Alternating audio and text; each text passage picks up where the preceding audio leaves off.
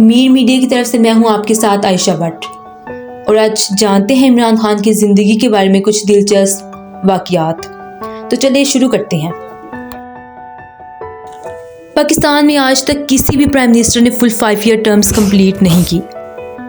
2018 में जब इमरान खान वज़ीर आज़म बने तो लोगों को लगा था कि Imran Khan 5 year terms complete कर लेंगे, लेकिन ऐसा नहीं हुआ।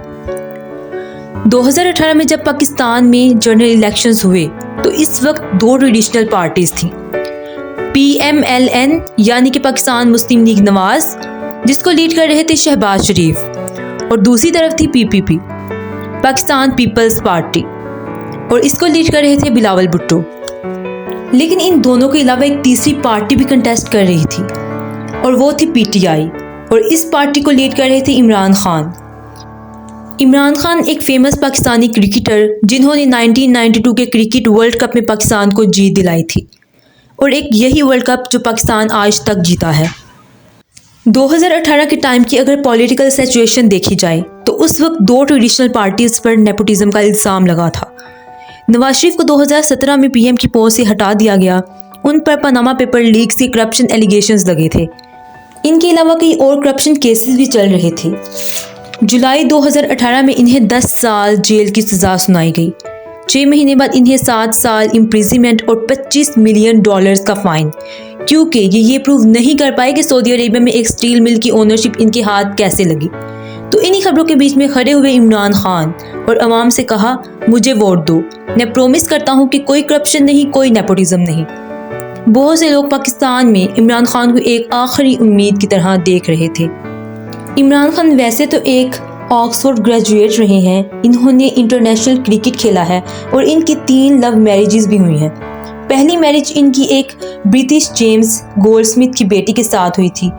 ये एक इंटर रिलीजियस मैरिज थी। ये सुनकर आपको लगेगा कि इनकी सोच बहुत ही ओपन होगी, लेकिन ऐसा नहीं है।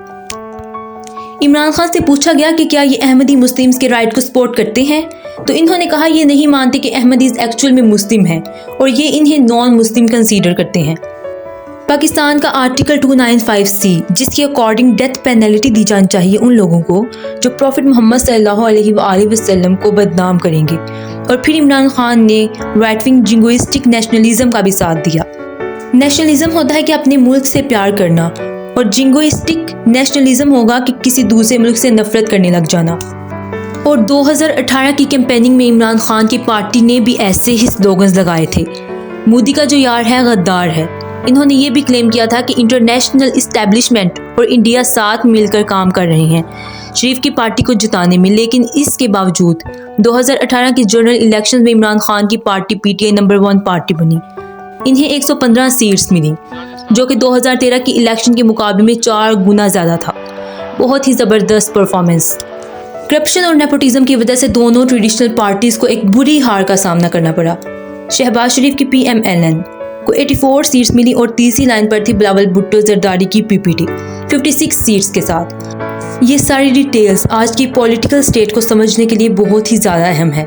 पाकिस्तान की नेशनल असेंबली में टोटल 342 सीट्स होती हैं, 172 मेजॉरिटी मार्क है। अब PTI नंबर 1 होने के बावजूद भी 172 मार्क को क्रॉस नहीं कर पाई। 155 सीट्स थी इनकी।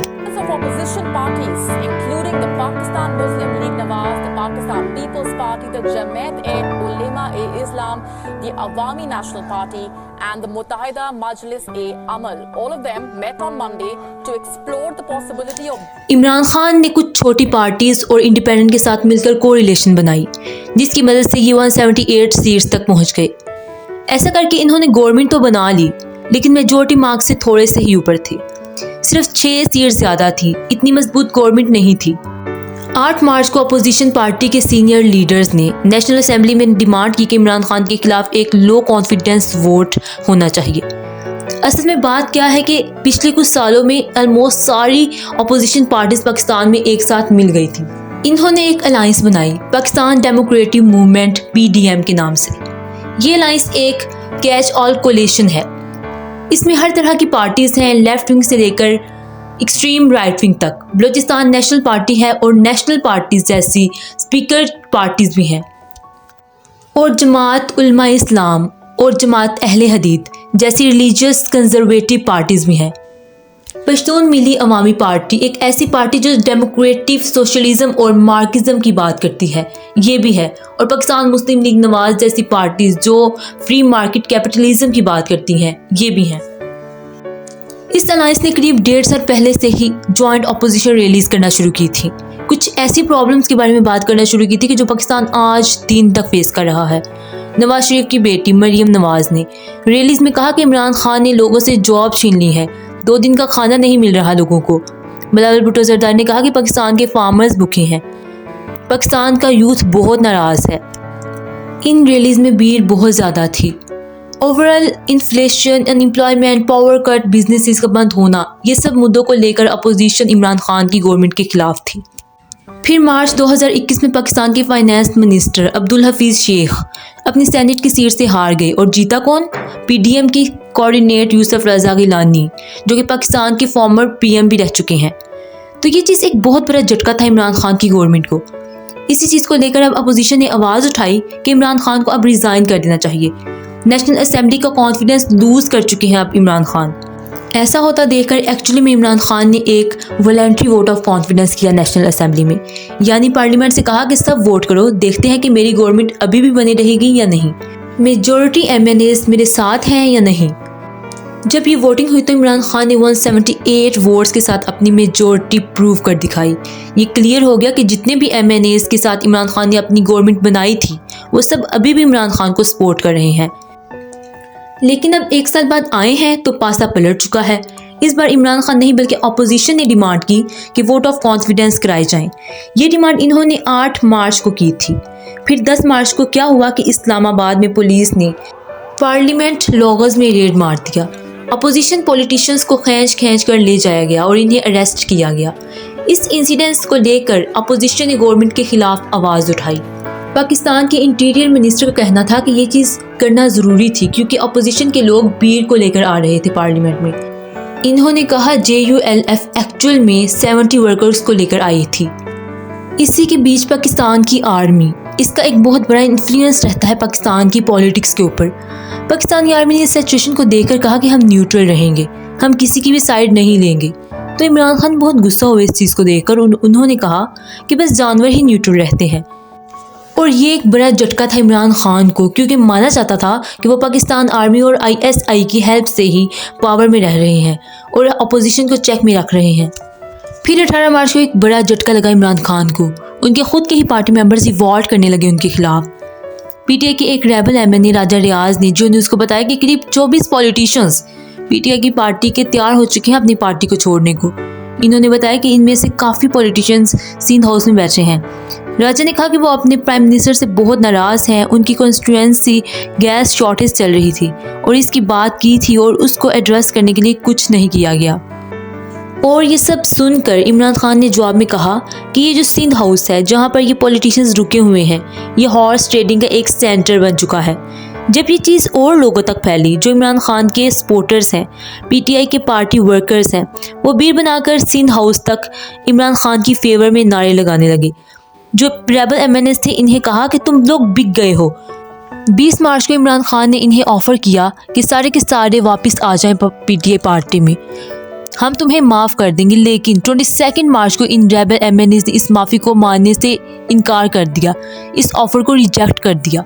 उल्टा एक MNA डॉक्टर रमेश कुमार ने बताया कि जो रेबल पॉलिटिशियंस हैं वो और बढ़ गए हैं, अब 35 लोग हो गए हैं जो पार्टी छोड़ना चाहते हैं। रमेश कुमार ने कहा कि माइनॉरिटीज़ के खिलाफ क्राइम्स बढ़ते जा रहे हैं पाकिस्तान में। अहमद हुसैन ने कहा PM ने अवाम की सुननी बंद कर दी है, इन्फ्लेशन मुल्क में तेज़ी से बढ़ रही है, आम लोगों के लिए परेशानी होती जा रही है, दाल, आटा, घी, चीनी, इन सब के रेट बढ़ते जा रहे हैं। अब इन रेबल MNAs को एक शो कॉज नोटिस इशू किए गए इमरान खान की गवर्नमेंट के ज़रिए। पाकिस्तान के आर्टिकल 63A कॉन्स्टिट्यूशन के अकॉर्डिंग किसी भी पार्टी के MNA को दूसरी पार्टी में डिफेक्ट करना इतनी आसानी से अलाउड नहीं है, बहुत सी रिस्ट्रिक्शंस हैं। लेकिन इन MNAs ने जवाब में कहा कि हमने तो आपकी पार्टी नहीं छोड़ी, हमने तो PTI को नहीं छोड़ा है। अब इमरान खान के लिए प्रॉब्लम ये है कि अगर ये MNAs दूसरी पार्टी में डिफेक्ट नहीं भी करते, अगर इन सबको डिस्क्वालीफाई भी कर दिया जाता है तो भी Imran Khan majority mark cross नहीं कर पाएंगे। अब 23 मार्च को प्रॉब्लम और बढ़ गई। अभी तक इमरान खान की खुद की पार्टी की पोजीशन प्रॉब्लम में चल रही थी। अब इनकी कोलेशन पार्टीज जो थी वो भी प्रॉब्लम करने लगी। 3 पार्टीज कोलेशन में कहने लगी कि इमरान खान की गवर्नमेंट को सपोर्ट करना बंद कर देगी। पहली थी PMLQ, पाकिस्तान मुस्लिम लीग का एक और ब्रेकअवे फैक्शन। सेकंड MQMP और तीसरी थी BAP, बलोचिस्तान अवामी पार्टी। इन तीनों की टोटल में 70 सीट्स थी। अब ऐसी सिचुएशन में इमरान खान अपनी गवर्नमेंट को बचाने के लिए करते तो क्या करते। इन्होंने कोशिश की इन पार्टीज को मनाने की। 28 मार्च को PMLQ के लीडर को पंजाब CM की ऑफर कर दी। ऐसा करने से कम PMLQ वाली पार्टी तो मान गई। दूसरी MQMP वाली पार्टी को ministry of ports and shipping offer की गई, लेकिन 30 मार्च को इस पार्टी ने अपनी अपोजिशन से एग्रीमेंट बना लिया। जवाब में इमरान खान ने कहा कि वो आखिरी बॉल तक खेलते हैं, वो आखिरी बॉल तक लड़ेंगे अपनी गवर्नमेंट को बचाने के लिए। इस पॉइंट ऑफ टाइम के बाद इमरान खान ने फॉरेन इन्वॉल्वमेंट को लेकर कंस्पायरेसी थेरीज बनानी शुरू कर दी। इन्होंने कहा कि देखो, मैं रशिया गया था तो अमेरिका मेरे रशिया के विजिट को लेकर काफ़ी गुस्से में आ गया, इसलिए अमेरिका मेरी गवर्नमेंट को गिराना चाह रहा है। इनफैक्ट अपोजिशन वाले ये सारे के सारे अमेरिका से मिले हुए हैं। ये सब US के साथ टाइप करके मेरी गवर्नमेंट को गिराना चाहते हैं। US स्टेट डिपार्टमेंट ने और अपोजिशन लीडर ने इस चीज़ पर कहा कि ये सब झूठ है। इमरान खान जो भी इनके दिल में आया बोल रहे हैं। ये सब चीज़ ऐसी है जो अक्सर बहुत से मुल्कों के लीडर करते हैं। खुद किसी चीज़ में फेल हो गए, बहाने नहीं बचे तो यहाँ पर दूसरे मुल्कों पर सारा इल्ज़ाम डाल दिया। तो इन सब के बाद फाइनली आया 3 अप्रैल, जिस दिन नो कॉन्फिडेंस वोट होना था। लेकिन इस दिन खुद ही इमरान खान नेशनल असेंबली में नहीं आए। लेकिन इनकी जो कंस्पायरेसी थ्योरी थी फॉरेन इन्वॉल्वमेंट वाली, अब इनके लॉ मिनिस्टर भी इनकी बात करने लगे।